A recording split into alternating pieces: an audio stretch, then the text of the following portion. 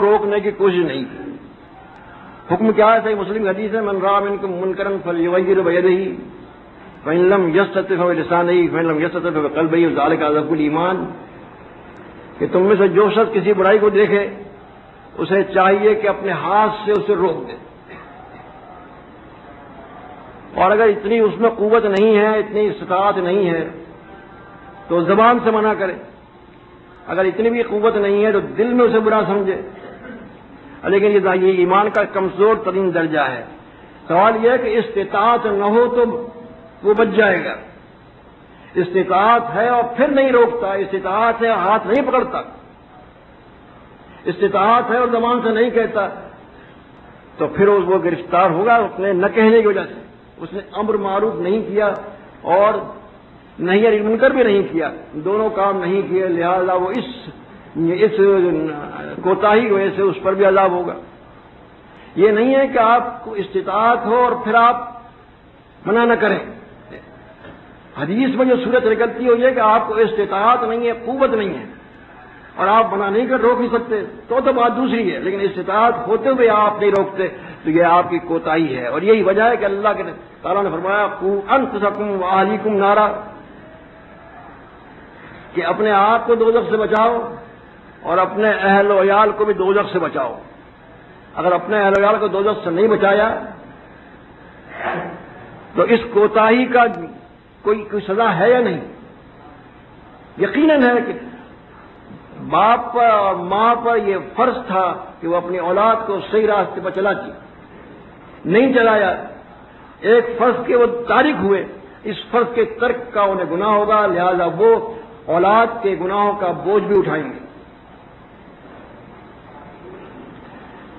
امام بخاری رحمۃ اللہ نے بھی یہ حدیث یہ آیت نقل کی ہے، قوا انفسکم واہلیکم نارا، اپنے آپ کو بچاؤ دوزخ کی آگ سے اور اپنے اہل و عیال کو بھی بچاؤ۔ وقال النبی صلی اللہ علیہ وسلم کلکم راعٍ وکلکم مسئول عن رعیتہ، ہر شخص تم میں سے حکمراں ہے اور ہر شخص سے اس کی رعیت کے متعلق بات پرس ہوگی۔ اب کون بچا؟ ایک باپ ہے،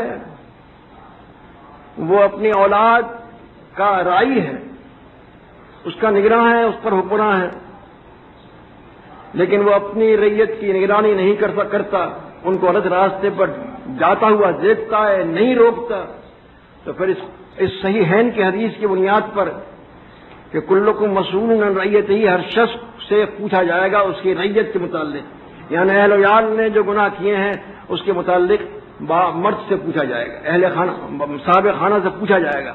جہاں اس طرح سے ماں بھی رائی ہے وہ اپنی اولاد کے متعلق پوچھی جائے گی، ہر شخص امیر جو ہے وہ بھی رائی ہے، الامام الرائن کلکم مسئول، امام بھی رائی ہے، امام سے بھی پوچھا جائے گا، امام سے مراد امیر سے پوچھا جائے گا کہ انہوں نے بری باتوں سے روکا کیوں نہیں۔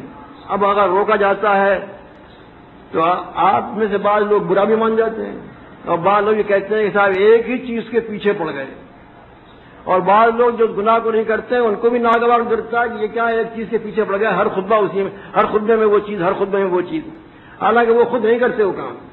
لیکن بات یہ کہ امر معروف و نہی منکر کو اتنا بار گزرتا ہے اچھے لوگوں پر بھی اور برے لوگوں پر بھی کہ وہ یہ نہیں چاہتے کہ ان کا ہاتھ پکڑا جائے یا زبان سے منع کیا جائے۔ کیا کیفیت ہے؟ یہ کوئی ایمانی کیفیت تو نہیں ہے۔ ان پر خود فرض تھا کہ وہ ہاتھ پکڑتے، ان پر خود فرض تھا کہ زبان سے روکتے، لیکن اگر دوسرا ہاتھ روکتا ہے یا زبان سے منع کرتا ہے تو وہ بھی انہیں ناگوار گزرتا ہے۔ کتنی عجیب و غریب بات ہے۔ کیا ہو کیا رہا ہے؟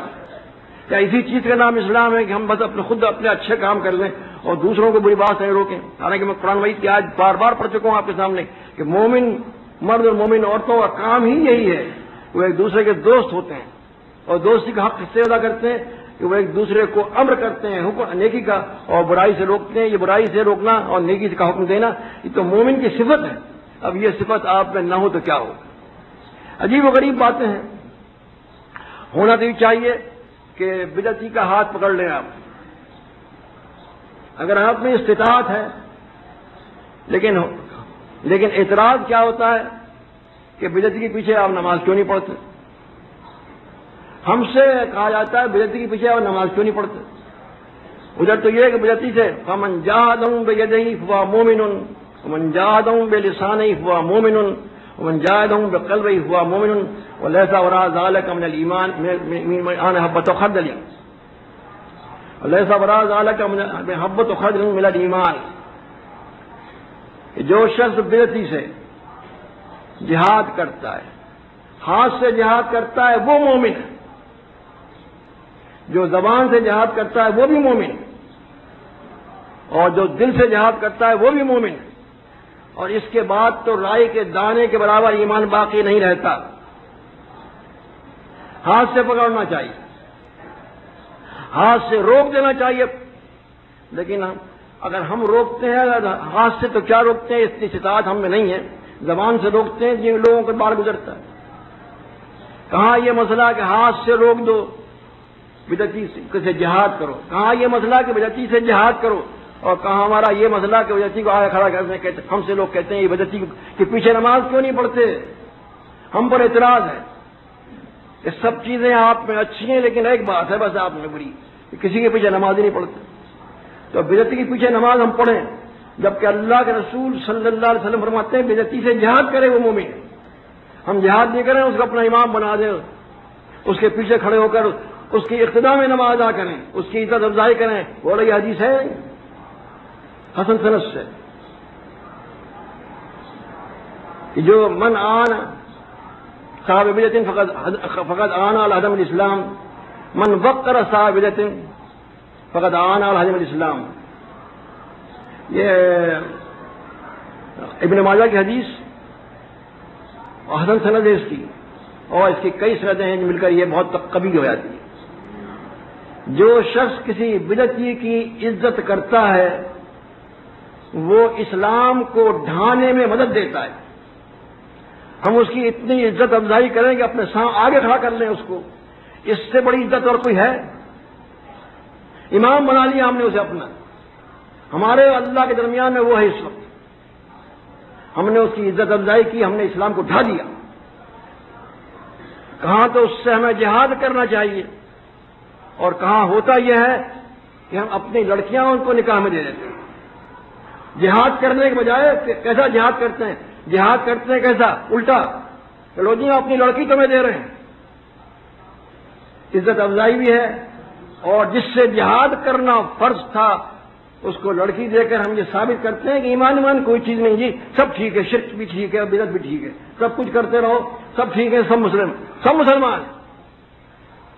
یہ ہے آج کل کا ایمان، اور اسی پر ہمیں بھی چلانا چاہتے ہیں کہ آپ بھی یہ کہیں سب مسلمان، سب کے پیچھے نماز پڑھو، سب کو امام بنا دو، اور سب کے سے شادی کر دو.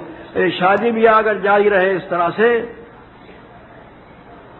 ما بین المبتدئین والمسلمین، اور مشرکین اور معاہدین کے درمیان میں یہ نکاح جاری رہے، تو آپ بتائیے یہ حق باقی رہے گا؟ یہ نیست نابود ہو جائے گا. اس کو نیست نابود کرنے کے ذمہ دار کون لوگ ہوں گے؟ وہی لوگ ہوں گے جو کہ خود تو کہتے ہیں اپنے آپ کو مسلم، اور پھر اپنی بیٹیوں کو وہ بلا خوف و خطر، کچھ میدان میں سے خطرہ نہیں ہے، اور مشرکین سے نکاح کر دیتے ہیں. اولئک یدعون الی النار واللہ یدعو الی المغفرۃ والجنۃ والمغفرۃ باذنہ. یہ لوگ دوزخ کی طرف بلا رہے ہیں، اور آپ دھکیل رہے ہیں جاؤ دوزخ کی طرف، جاؤ ان کے ساتھ. اللہ تعالیٰ فرما رہا ہے نا ولا تشتنکوا المشرکات حتی یؤمنن، مشرکین سے مشرک عورتوں سے نکاح نہ کرو. اسی کے آگے یہ لفظ ہے، کیوں نہ کرو؟ یہ بلاتے ہیں دوزخ کی طرف، آپ دھکیل رہے ہیں جن کو دوزخ کی طرف، کہ لے ہاں یہ بلائیں گے دوزخ کی طرف. شرک کریں گے تو جائیں گے کہاں؟ دوزخ میں جائیں گے. وہ جس سے نکاح کیا ہے وہ مشرک یا مشرکہ ہے، اس کی صحبت میں اس کے ساتھ پوری زندگی گزارنا ہے، اور صحبت کا اثر پڑا کرتا ہے. نتیجہ کیا نکلے گا؟ نتیجہ یہ نکلے گا کہ اس شرک کی وجہ سے یہ دوزخ ہو جائیں گے. اللہ بنا رہا ہے جنت کی مغفرت کی طرف کہ مواحد کا نکاح مواحد سے ہو، لیکن یہ کرتے کس سے ہیں؟ سب مسلمان. اب یہ سب مسلمان کی جو ہے وظیفہ پڑا گیا ہے، یہ عجیب و غریب ہے. ہاں جی سب مسلمان ہیں، لیکن جو شرک کرتا ہے وہ مشرک مسلمان ہے نا. ہاں یہ بھی تسلیم ہے کہ ہے تو مشرک اور مشرک مسلم ہے، لیکن دونوں میں فرق کرتے ہیں. کہتے ہیں وہ مشرک ہندو مشرک، یہ کیا مسلم مشرک ہے تو مسلم. یہ عجیب و غریب بات ہے کہ شرک کر رہا ہے. تو حال ہی میں جو اشعار کہے نا پڑھے کبھی کرے غیر گربت کی پوجا تو کافی خوب لکھتے ہیں، نقشہ کھینچا ہے انہوں نے. دوسرا اگر شرک کرتا ہے مشرک ہے، اور مسلم اگر شرک کرتا ہے یہ ہے تو مسلم. جیسے ایک صاحب نے کہا تھا، میں نے ان سے سوال کیا تھا کہ آپ کہتے ہیں تعویذ گنڈا شرک ہے، تو پھر یہ تعویذ گنڈا کرنے والوں کے پیچھے آپ نماز کیوں پڑھتے ہیں؟ تو ان کا جواب یہی تھا کہ ہیں تو اہل حدیث. میں وہی جواب ہمارا ہے آج کل کہ یہ شرک کر رہے ہیں اور ہم کہتے ہیں تو مسلم، تو کلمہ پڑھ رہے ہیں. یہ کلمہ کیا چیز ہے اور کیا فائدہ ہوگا اس کلمے کا، جبکہ شرک کی آمیزش اس میں ہوئی. ایمان میں اگر شرک کی آمیزش ہو تو کوئی فائدہ ہوتا ہے؟ قرآن وہی کیا آتے آپ پڑھیں. بہرحال یہ کچھ ہو رہا ہے. ہاں جی، ہر شخص آپ میں سے رائی ہے. رائی مانے نگراں ہے، حکمراں ہے. اور ہر شخص کلکم مسئول عن رعیتہ، ہر شخص سے اس کی ریت کے متعلق بات پرس ہوگی. جب ریت کے متعلق بات پرس ہوگی، یہ پوچھے گا اللہ تعالیٰ باپ سے